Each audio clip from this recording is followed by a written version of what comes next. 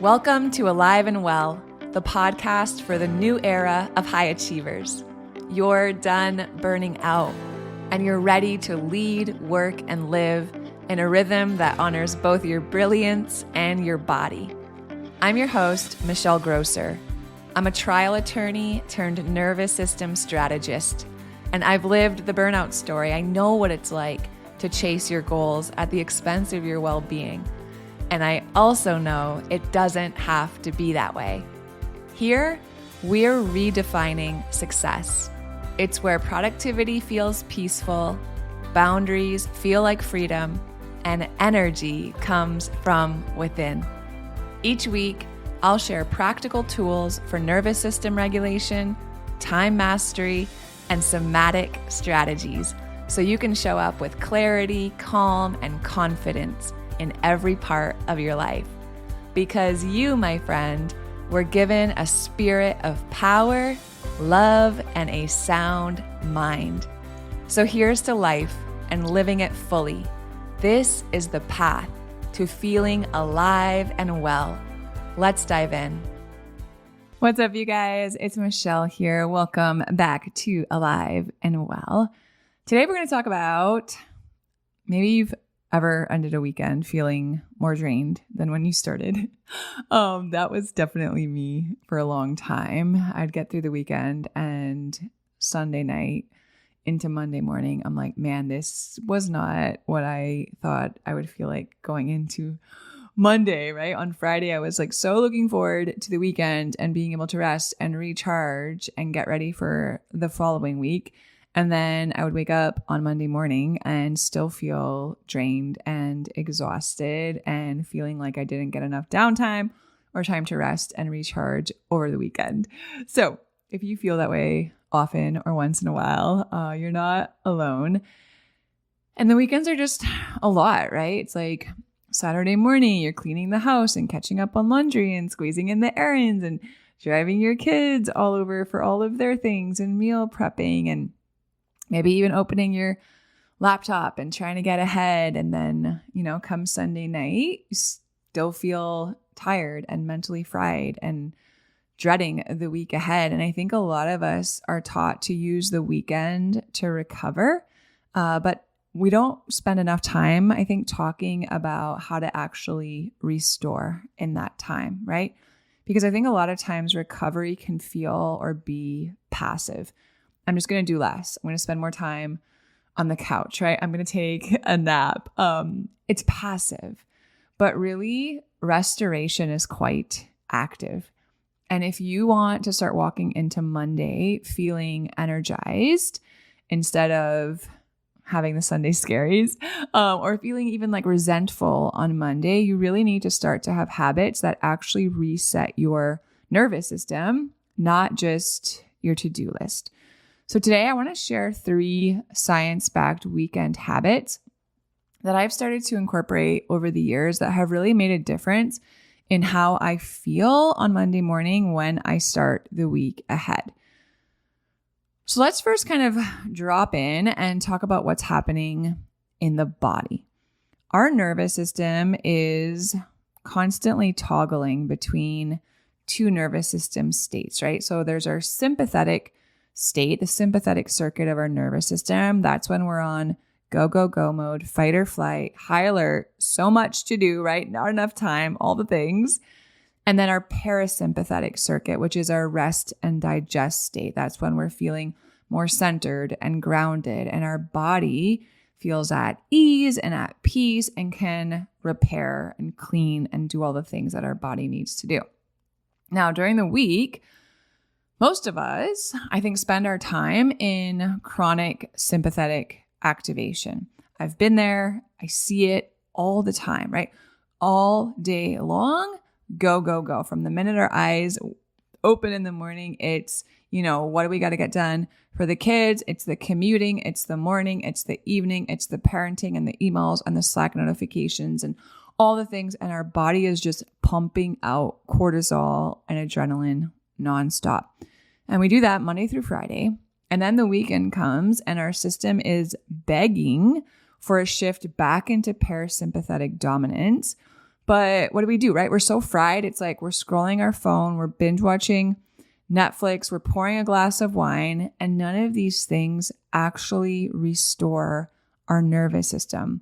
A lot of these are actually just dissociative numbing strategies.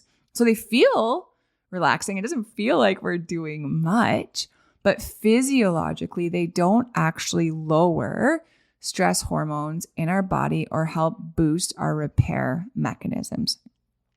And here's the thing. Research from the American Psychological Association shows us that true restoration actually requires 3 different things.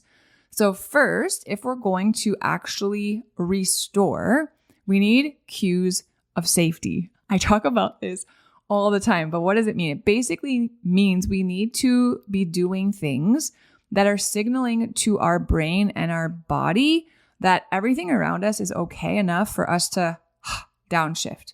The threat is gone, right? You can relax. You can turn off the computer for a while. You don't have to like be planning everything today. You don't have to be going everywhere and feel like you're running. Like the threat is gone. It's okay to downshift.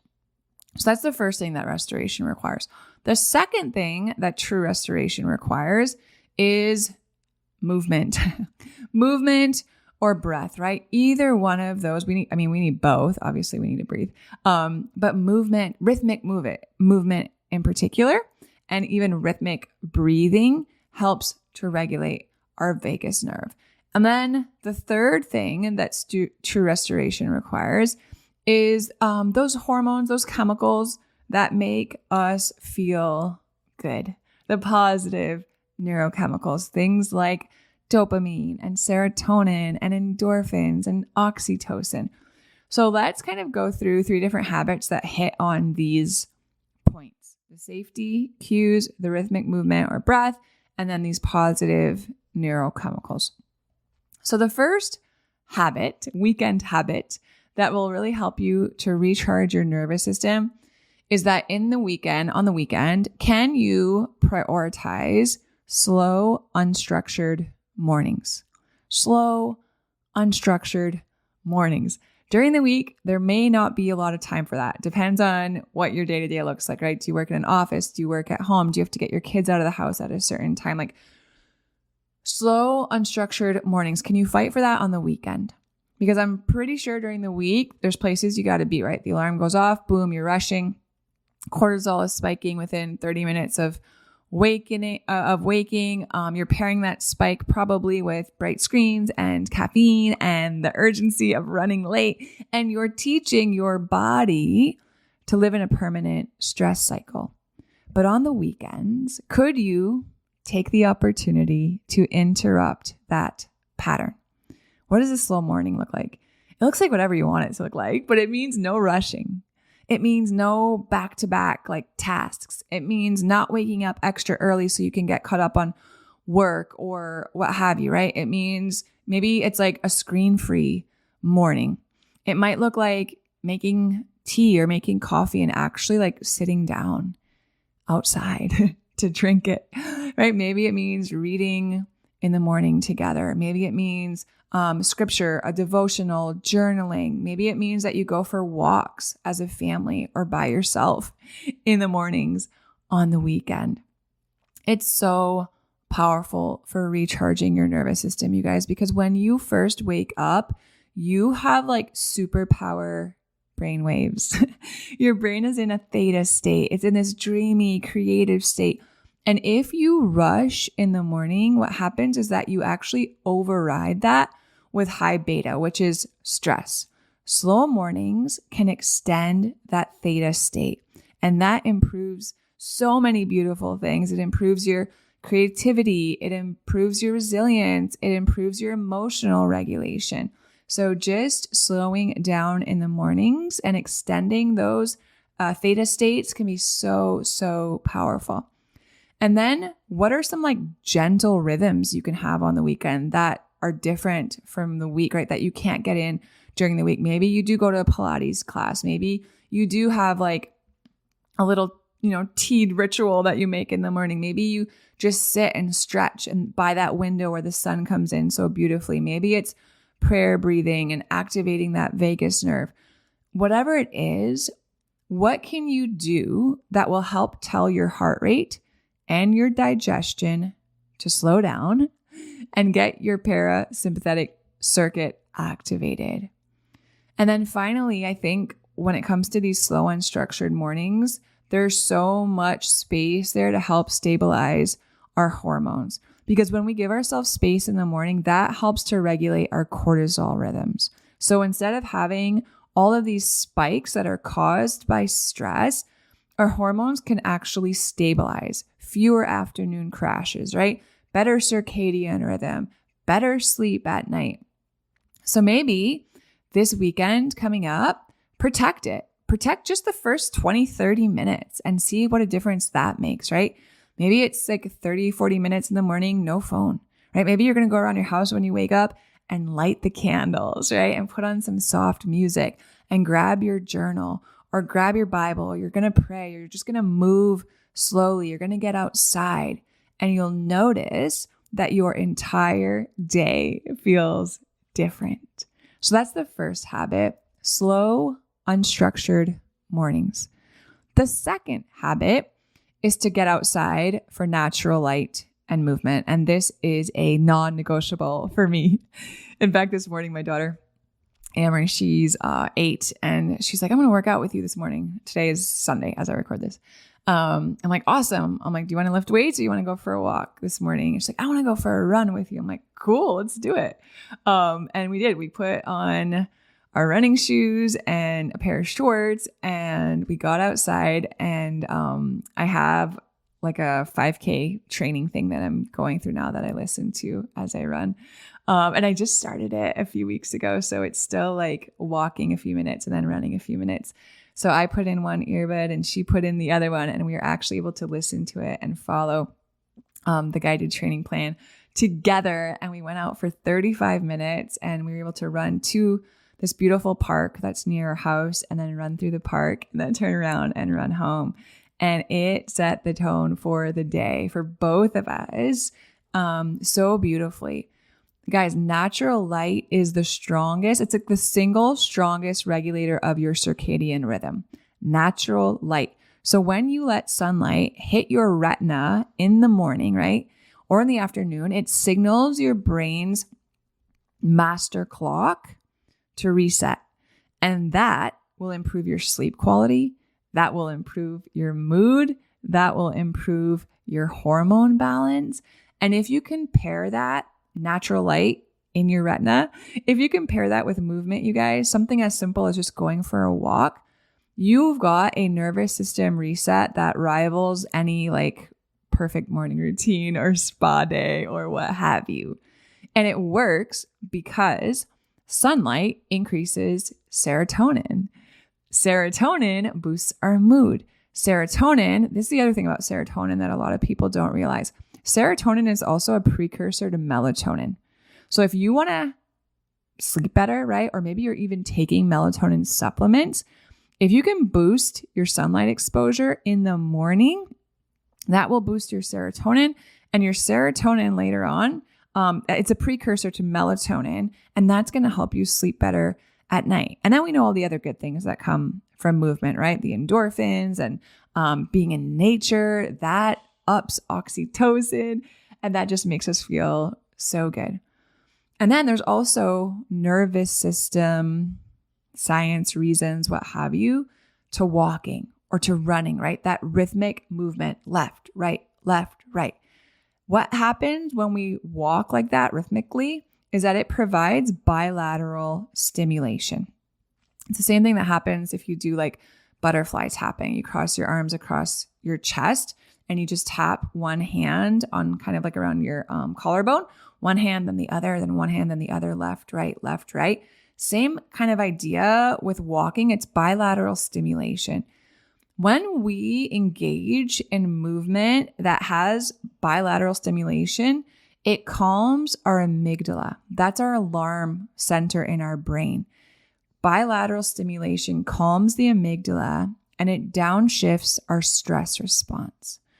And then the other thing is that we know how good it is for our mind and our body and our brain to be in green spaces. So if you can get outside, I mean, I live in the middle of Houston, and there are green spaces everywhere. So whether you live out in the country, if you live in the suburbs, if you live in a downtown space like me, there are green spaces, and just being in them lowers cortisol, and it lowers our blood pressure, and it lowers our sympathetic activation within minutes. So don't overthink it, right? It doesn't have to be like a quote unquote workout. Get outside with your kids. If your kids are young, like put them in the stroller, put them in the wagon, go on a bike, like get outside 20 minutes, right? Walking, gardening, playing with your kids, right? Just sitting on the porch. If the weather's bad, just get some daylight through a window. Anything is better than nothing, and it'll make a difference in recharging your nervous system over the weekend. And then the third habit, the last habit I have for you guys today is, can you, over the weekend, 48 plus hours, right? Can you do something just for you? Just for you. And I think this is the one we have the hardest time prioritizing, or really like finding value in enough that will make it actually happen, and, you know, put aside all the excuses that can come up, because they're there and they will, right? And sometimes they're good excuses, but we have to fight for this, especially those of us who are raising kids. Like, we've just been conditioned to spend weekends as though it were like extra time that we just buffer in so we can do more work and get caught up on work or on chores or on family needs or on obligations or what have you. But when was the last time you just did something for yourself? No like productivity attached to it, no getting ahead attached to it, no means to an end. You did it just for the fact that it brings you pleasure and joy, right? And I'm not talking about, you don't have to take up like a whole afternoon, but how about half an hour painting or baking, if that's what you love, or go to that Pilates class, or, you know, reading fiction out on the front porch, or just, I don't know, laying on the floor and listening to music, like the things that bring you joy simply because they bring you joy. When we engage in these types of activities, you guys, the kind of stuff where we can lose ourselves, those types of activities, when we're in flow state like that, they trigger dopamine, they trigger norepinephrine, that focuses our attention and creates that feeling of like restoration. Also, so often I think we get into patterns of burnout because we haven't done this, right? We've like abandoned ourselves over and over. And if you're listening to this and you're like, man, I can't think of the last time I did something fun, right? Or this used to be fun, and now like it doesn't like do it for me anymore, right? I'm just kind of like disconnected and I feel flat. And like, my husband and I used to do this and it was really fun. Or like, I used to do this with my girlfriends, or I used to do this by myself and I really enjoyed it. And I just haven't done that in forever. Or I don't even really feel like I have the desire to do it or the energy to do it anymore. Man, I would just encourage you to fight for that. Fight for it, right? Doing something just for you, because it will reaffirm your agency. It will reaffirm your self-worth, right? Joy will bring confidence. It is encouraging and it is motivating. And then there's such a powerful trickle down from that, where I promise you, when you start to prioritize time for yourself, doing something that you enjoy, everyone benefits. Everyone around you benefits, right? Your children benefit. Your spouse benefits. Your community, the people that you lead benefit. So if you can't do it for yourself, maybe do it for them. And then when you're doing something that's fun, that you enjoy, that's your own hobby, that lights you up, right? Something you can lose yourself in, it signals to your body that you're safe. And we know, we study the nervous system, right? You guys listen to this show. I talk about this ad nauseum. Our nervous system's priority is safety. It's always scanning and looking, determining, analyzing if you are safe. And when you are doing something fun, you are safe, right? If we weren't safe, we wouldn't do something that was fun and silly and enjoyable and creative. So when we do things that bring us joy, oxytocin, our connection hormone, rises, right? Endorphins rise, and it actually helps to anchor us deeper into our parasympathetic nervous system, which is the state where we feel, quote unquote, regulated. So again, don't overthink this. You don't have to go out and plan something, buy something, get a baby. Maybe you want to. If you do, by all means. But man, what's something that you could do for half an hour, 45 minutes this weekend that is 100% yours? And I just challenge you, like, can you protect that like you would a really important work meeting? Can it become a non-negotiable? Can you bring the people on board that you need to, right? Can you share that with your partner? Can you share that with, your in-laws or someone that can come and help make this happen? And go for it. And notice how different you feel after. Notice how you show up for the people that you love after this time doing something that you yourself really enjoy. All right, so that's what I've got for you guys. If you want your weekends to actually restore your energy, right? Not just be the space where you kind of survive until you're back at it on Monday, give one of these 3 habits a shot, right? Maybe you're going to start with slow, unstructured mornings. Really focus on regulating that cortisol early in the day, easing into your day. Maybe you're going to make a commitment to get outside and move, right? Reset your circadian rhythm, which is going to reset how you sleep and get restorative sleep, release those stress hormones. Or maybe it's this last one we just talked about. Maybe you're going to decide to do one thing just for you this coming weekend. Boost those happy neurochemicals, right? And reclaim your sense of self, because this isn't an aside. This isn't like something like if I have time for it. This isn't as if everything goes well. This isn't selfish.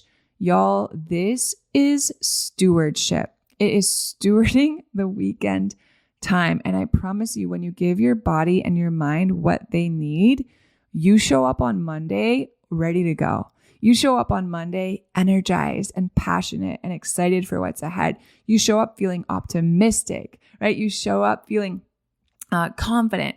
You're not depleted, but you're resourced and you're creative and you're able to be present. So decide on one of these now and do what you have to do to put things in place to really make it happen over the weekend. Maybe it's just one of these, maybe it's 2, maybe it's all 3. But if you do them, I would love to hear from you guys. You can drop me a DM on Instagram at It's Michelle Grosser, or you can always shoot me an email, hello@michellegrosser.com. And just let me know. Let me know how it felt, how it worked, right? Let me know what felt easy. Let me know what felt challenging. Which of these habits did you try? Are you going to commit to maybe for a whole month, right? As we move into October. Slow mornings, natural light and movement are one thing just for you. All right, my friend. I love y'all so much. Have a great rest of the day. I'll talk to you guys soon. If you love Mommy's Podcast, leave a review. Thanks for listening to Alive and Well. If today's episode resonated, would you do me a favor? Take 30 seconds and leave a 5-star rating and short review. It really helps to get this show out to other people just like you who could also use the information in this podcast. And if you're ready to take the next step in regulating your nervous system, download my free Nervous System Reset Guide. It's linked right in the show notes. Inside, you'll find simple, body-based practices to help you feel more clear, calm, and connected starting today. Make sure you're following the show so you don't miss out on what's coming next, because you were made to thrive. Fully alive, fully present, and fully well. I'll see you soon.